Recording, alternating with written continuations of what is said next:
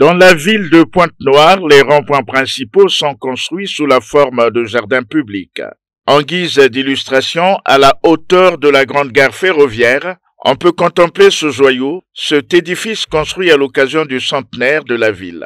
La verdure sur ce rond-point est encore bien entretenue. D'ailleurs, les jets d'eau sont encore perceptibles. Ange Ntaloulou, un citoyen averti, apprécie positivement cette œuvre. Seulement voilà, il pose non sans raison le problème d'entretien des édifices publics qui ne fait pas partie de notre culture. Les jardins verts publics, c'est bien. Je pense que c'est une très bonne idée. Ça fait la beauté de la ville. Mais nous avons un seul problème à Pointe-Noire. On se pose la question, ces jardins-là, on les fait maintenant là, c'est bon, c'est beau. Mais dans 2, 3 ans, que deviendront ces jardins? Ce que nous avons remarqué, c'est que nous avons un problème d'entretien. On commence bien. La première année, à la mairie entretient. 2 fois, c'est des entreprises privées qu'on prend pour entretenir. Mais après, silence. Aujourd'hui, j'ai même peur pour ce bijou qu'on nous a mis au rond-point de la gare.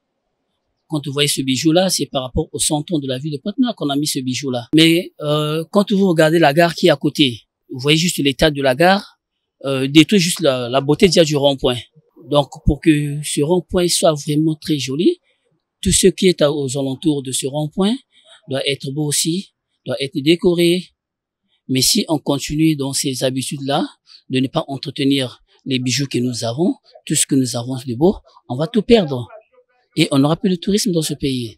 Les autres jardins publics, à l'instar de la place de la République, ex-rond-point Lumumba, et le grand carrefour de Luandili, abusivement appelé échangeur, plantent des décors qui frisent la négligence et l'abandon. Pour preuve, non seulement que la verdure n'est pas entretenue et que les jets d'eau ont disparu, ces jardins publics deviennent des dortoirs des fous et d'autres enfants de la rue. En rappel, et c'est un secret de polichinelle, ce sont les autorités municipales qui ont le devoir d'assainir la ville et partant des édifices publics. Cette culture doit s'enraciner dans les pratiques de ceux qui ont la charge de gérer la vie de la cité.